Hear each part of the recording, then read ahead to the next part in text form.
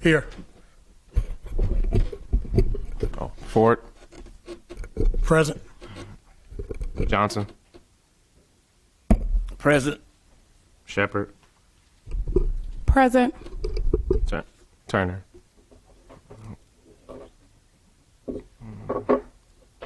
It appears that we do have a quorum, and we can proceed with the clerk's comments. So you need to designate a temporary chairperson for this meeting.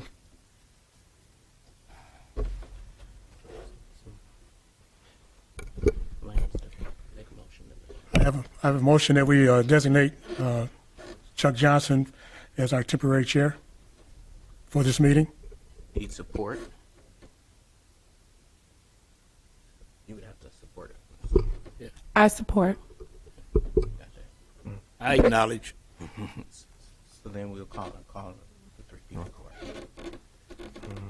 Johnson, Yes. Shepherd, Yes. Ford. Yes. So then Mr. Johnson has been designated as the temporary chair. So since you have a member absent, you need an authorization to excuse Commissioner Turner.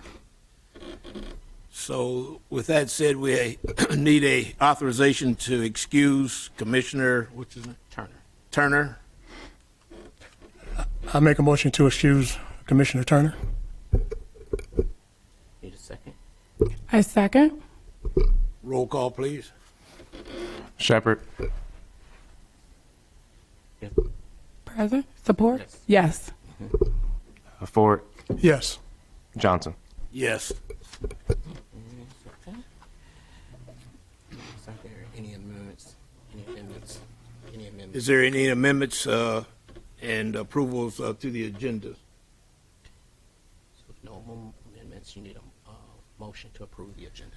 Okay, so we'll accept the amendments as read, and if that's acceptable. You just need a motion. Just a motion to accept or to approve. to approve the agenda. I make a motion to approve the agenda. I support that motion. Ford, Yes. Johnson, Yes. Shepherd. Yes. So we move to the agenda item. Yep. Agenda items. So we move now to the agenda items. The first, which is A on the agenda, adoption of Medical Marijuana Commission rules and regulations. Sure. Yeah. Good afternoon, Commissioners. I'm Tony Chubbin, City Attorney, if we have not met before. And so the proposed rules and regulations are attached to your agenda. They're really pretty basic, and in a large part, all they do is restate our obligations under Ordinance 2357B, which is our medical marijuana ordinance as adopted by our voters in August of 2018, as well as the Open Meetings Act. It's really important that the Commission remembers that they are a public body, and under the Open Meetings Act, you can only meet and deliberate in a meeting that is open to the public and that's properly noticed by the clerk. And so we have to be very careful.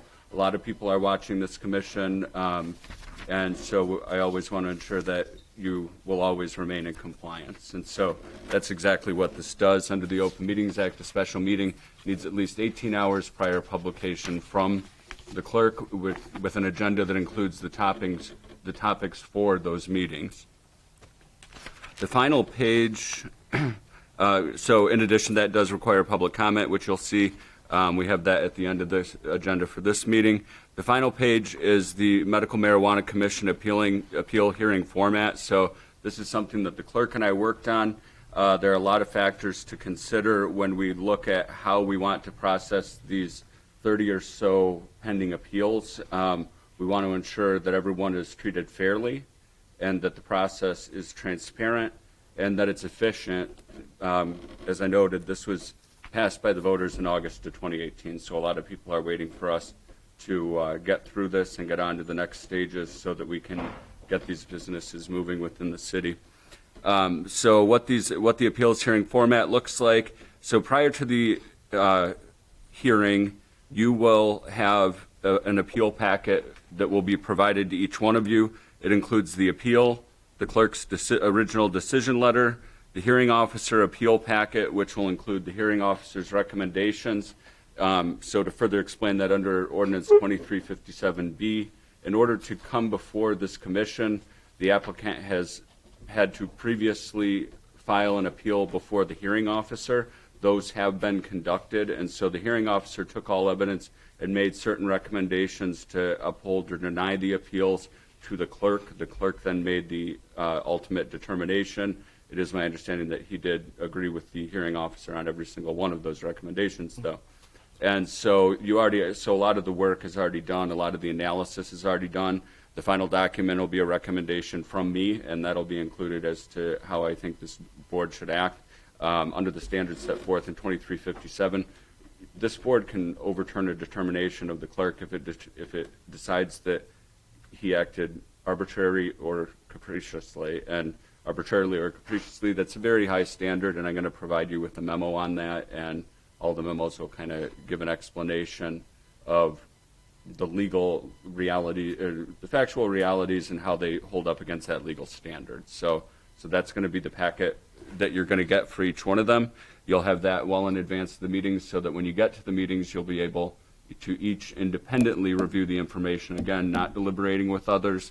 Once we get to the meeting, in the public meeting, as it notes, there will be no oral arguments allowed unless directed by motion of this commission. So you'll be deciding on all of the documents that the applicant has submitted throughout the application and appeal process. And after that, you'll have deliberation by the commission in a public meeting, as we talked about, and then you'll make a final appeal, determination of the appeal. And so that's how this is designed. Garland, the clerk, and I thought that this was the best way to expedite this while still allowing absolute due process to all of the applicants. And anything you wanted to add to that, Garland? No. Okay. And I'm happy to answer any questions, of course. So, there is Am I free to go ahead? no, Mr. Ford. Say that again. I said acknowledge. Oh, yeah, you're acknowledged. Yeah, Mr. City Attorney, I just have a question about, and maybe just for clarification, as far as the appeal packet. I'm understanding of the applicant's appeal to the commission, the clerk's decision letter, the hearing officer appeal packet copy with the hearing officer's recommendation. But I just think I want to be clear on the recommendation opinion of the city attorney, where that comes into play and a justification for that. Sure. So under the city charter, as the city attorney, I serve the city, including its city council, the executive branch, and all of its boards and commissions. So I act as the general counsel for this commission, and I just will simply have a letter that provides a recommendation, which is my belief of how the law should be interpreted as it applies to each specific appeal. Thank you, sir. Nothing further, Mr. Chair. Thank you.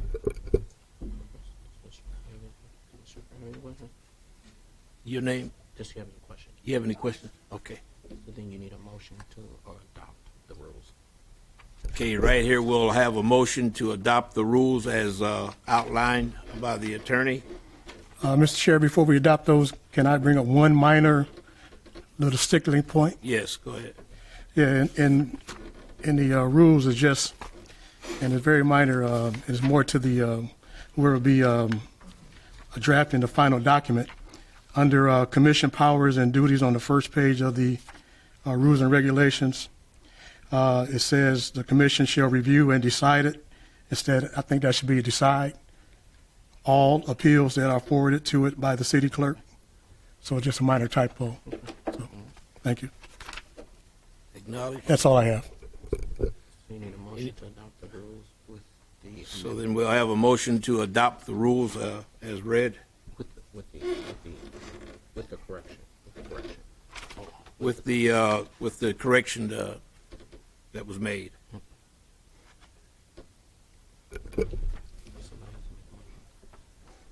I make a motion to adopt the rules.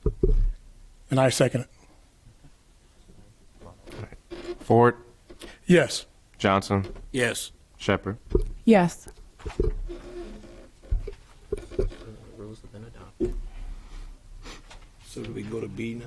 The rules have been adopted. Oh, the rules have been adopted, so we'll go to item B, selection of the chairperson, which we've already done. No, that was a temporary chair. Temporary chair. Right, you have to adopt the rules. The rules call for a chairperson, so you need, somebody needs to make a motion to name a chairperson. Okay, so I have a motion for a selection of a chairperson for, make our temporary chair permanent, Mr. Chuck Johnson. Need a second. I second that. Johnson, yes. Shepherd, Yes. Ford. Yes. So, Mr. Johnson, now you need to, need a motion to select a vice chairperson. Now we'll need a motion to select a vice chairperson. And should I nominate? Okay, you can make a nomination. I'll make a nomination that Mr. Ford be our chairperson, Vice chair. vice chair. Need a second. I support that motion. All right. Shepherd, Yes. Ford, Yes. Johnson. Yes. You need a motion to select a secretary. Let's see. Okay, selection of a secretary. I'll make a motion that, can't remember your name. Ms. Shepherd. Ms. Shepherd, I'm sorry. Will she be Second. secretary? Yes. I second that motion. Ford, Yes. Johnson, Yes. Shepherd. Yes.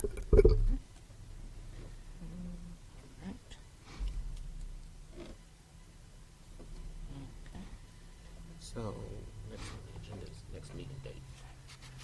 Okay, so when is the next meeting date according to this schedule?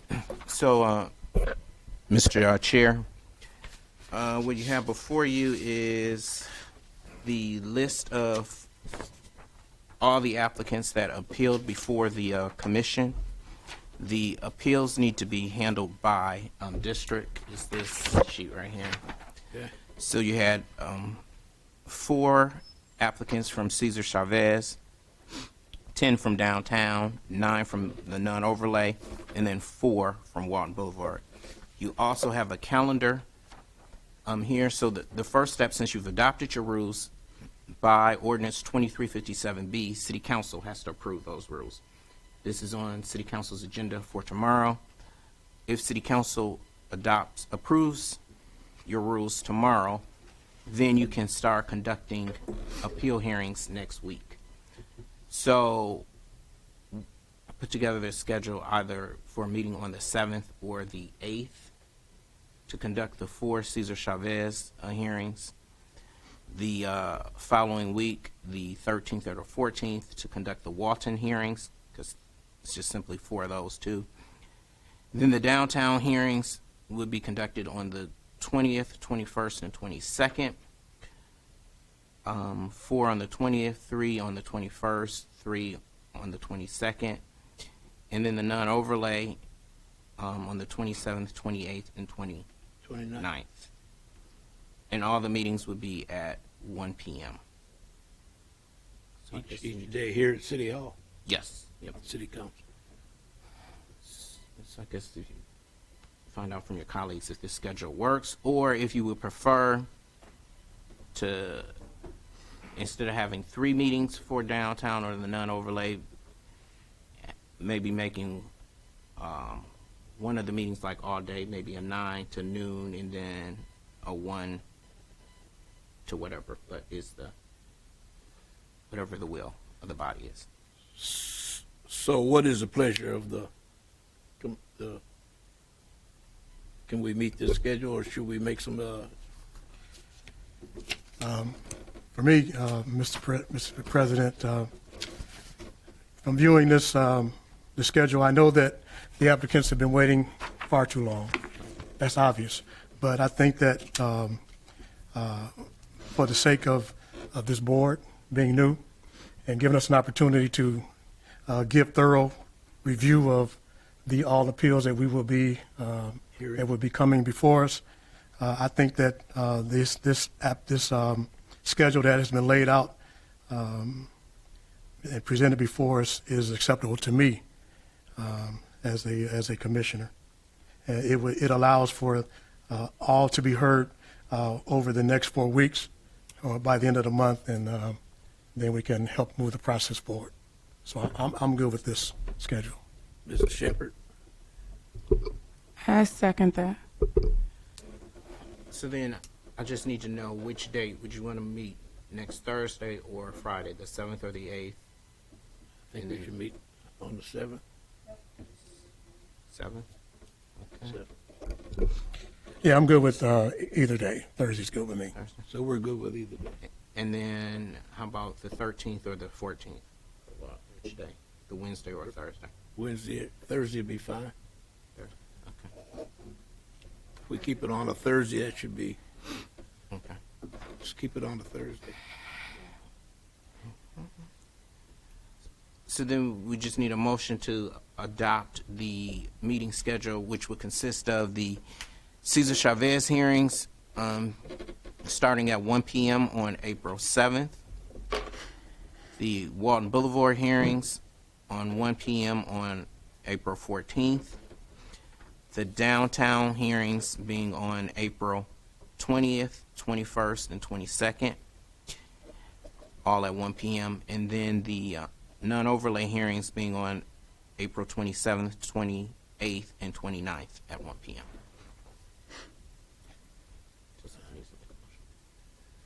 I support that. Make a motion that the agenda be accepted as read. Roll call, please. What? So she supported. So shall Okay, she got that. supported. Okay. So call the roll. Ford, Yes. Johnson, Yes. Shepherd. Yes. So next is new business. Okay, the next order of business is new business, which we don't have, so Next is public comment. I'll go to the sheet. we can go to the next order of business, which is a public comment period, which we are going to have, what, how many minutes are we allowed? You want us to sign in, Garland? I want to say it's Clerk, 3 minutes? 5 minutes. Three. 3, I'm sorry, 3. 3 minutes. Oh, 3. So you have, at this part of the meeting, you have 3 minutes to go to the mic and present your case or your comments.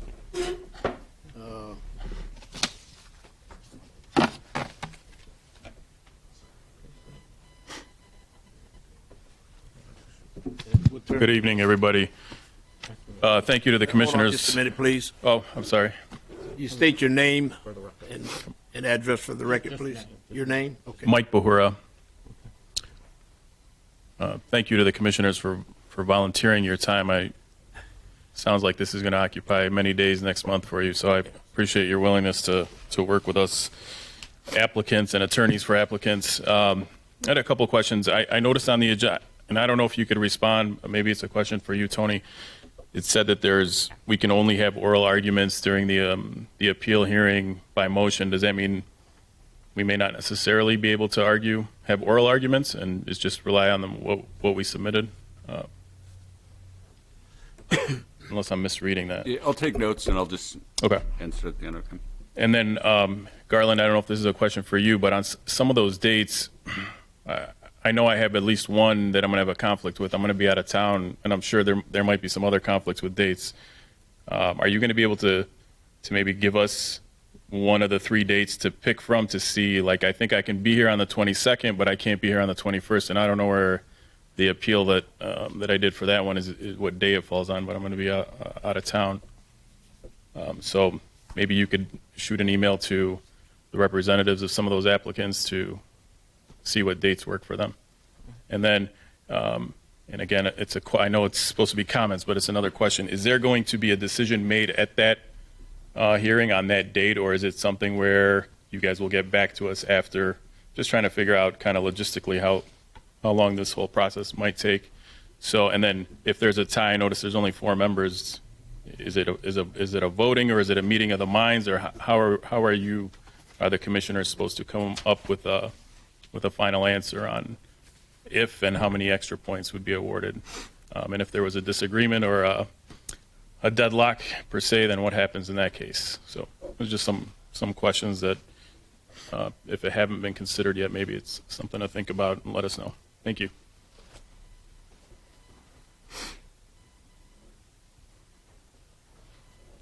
Good evening, everyone. Matthew Gibb, 26 West Huron in Pontiac. The concern I have is the ability to avoid the potential for litigation as it goes forward.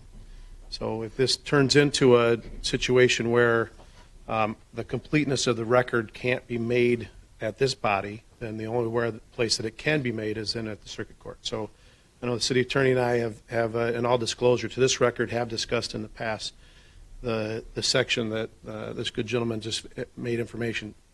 I would encourage the commission to try to make as complete a record as you possibly can, not to belabor or extend anything, but the elimination of the ability to have an oral argument, so to speak, and presenting the materials that have been submitted on appeal would shorten that process. There are some complexities in this, the distinction between districts, the overlay districts. There's complexities in the way that the scoring was done by multiple parties in the process. There's complexities in the way that there's been multiple attorneys that have been involved in the process of reviewing and following standards. And I just encourage you, I know you have it by motion, and I applaud the city attorney for putting that in there, but I encourage you to really look to the completeness of the record as these appeals come forward, and where there is an opportunity to give an applicant an opportunity to explain the specific nuances of their appeal that may benefit not only the creation of the record, but your good judgment as a commission going forward. My fear is that it would be simply decided on the paper that's submitted. And now, being an attorney for a lot of years and doing appellate work, particularly in land use. Now, I'm not a marijuana attorney. I haven't pretended to be one in the past, but in the world of land use, where there is an incomplete record that eventually goes to the circuit court, it makes it very difficult for the court not to have to redo the administrative process that falls at the municipality. And so if you cut things off and you're not willing to have questions arise, because you'll be in a public meeting, questions will arise, and if you're not allowing the applicant to that appeal to explain the basis of their argument to you, and you decide it simply on that paper, you're simply creating an appealable issue to the circuit court. So as you get into those hearings, I don't want you to take a long time. I love this city. I want this to get done. Many of you know that I've been trying to advocate with the clerk and others to try to get this done for several years now. But when it comes to making a complete record, to make sure that you're asking those appropriate questions, and if it requires an explanation of the applicant, that you be open to that. As an attorney that does this, I would immediately go to court if I was not allowed to explain a specific appellate issue that was left as an open question to you. And I would encourage the city not to be exposed to that as well. Thank you. Next person, comment? So I'd ask the chair just for a point of privilege, just to give a quick explanation. All right, so, and I'm going to break the rule that I already set out in here, so I'll tell you guys that right now. So typically when we do hold public comment, we don't want to back and forth. We don't want to give answers. Generally, everyone gets their time, and it goes into the record, but there's no specific response. But because this commission's new, and because we are really trying to figure out exactly how this is going to work, we've got a lot of work to do. We're putting it into an aggressive time schedule here for the benefit of the residents and the applicants. But Mike Behora and Matt Gibb brought up some good points or some good questions. So we are going to have to figure this out as we go. It's not really clear. Some of the questions you asked, like as to when they'll be able to render a decision. My thought is that it will be at that hearing, but if it's not clear to them, or if they decide that they need to hold oral arguments, they could make a motion to do that, and we'd have to alter the schedule. So those pieces we'll have to figure out along the way. Any action of this board requires 3 affirmative votes, and so if there aren't 3 votes on anything, it fails. It's just that simple. And then as it does relate, though, we have recommended that you don't include oral arguments as a default, and I think that you'll find that the applications and the appeals and the hearing officer reports are very thorough. They explain exactly what the issue is and how the determinations were made. You'll additionally have a memorandum from me that further hones in on the issues and how the law should be applied. But we did leave that piece in there. If you still have questions, if something isn't fully explained, that is when we would get to that hearing. This is how I foresee it happening. We'd get to that hearing, and a commissioner would make a motion. I think we should allow oral arguments on this so that we can further understand the basis for the appeal. If there were 3 votes on it, then we would withhold deliberation at that point. We'd reschedule another public meeting to have the oral arguments, or we'd reschedule them at the next scheduled meeting that we have. And hopefully that would allow you, assist you in making your determination. And then likely you would have deliberations, if not at that meeting, at a subsequent meeting, so that you could make the final determination. That's kind of how I see this going. Mr. Chair, a couple of things. I think Attorney Chubb he talked about the majority, the 3 votes, tie motion fails. As it relates to dates and conflicts, I would encourage any applicant, if I'll send out this schedule, and if you have a particular conflict with the date, please let me, in essence, know. If you already know, so where your hearing could be scheduled on a different date as it relates to downtown or the non-overlay. But as it relates to Cesar Chavez and Walton, those dates have been set. Is only one hearing date, and as mentioned by the city attorney, this process has been going on for a long length of time. So we want to move the process forward. The other thing, as it relates to oral arguments, I know in the ordinance it says, I want to let the commission know that applicants or appellants have the opportunity to give oral arguments before the hearing officer, and as well as their written appeal, and that's all in the hearing officer's recommendation. And then secondly, the ordinance calls for the only way you can overturn a decision of the clerk, it has to be based on the whole record reviewed by the clerk. So if people give arguments before the commission, that could possibly be some new information that was not privy to the clerk. So that could be a potential problem as well, too. I don't know if you want to comment on that. That's exactly right. Yeah, okay. That's certainly a concern, is that if we do get new information brought up that that the clerk was not allowed to review, that creates problems for your determination when you're trying to figure out if you made an arbitrary and capricious decision, because you're looking at different information potentially than he had at the time.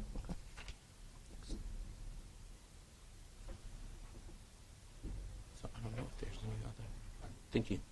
I don't think there's any other public comment, so you can move for adjournment. Okay, with that said, we can move for adjournment. It's 6:34. So we can adjourn the meeting. 6:34. We can move for adjournment. I make a move to adjourn. I second. Roll call, please. Johnson, Yes. Shepard, Yes. Ford. Yes. Meeting adjourned.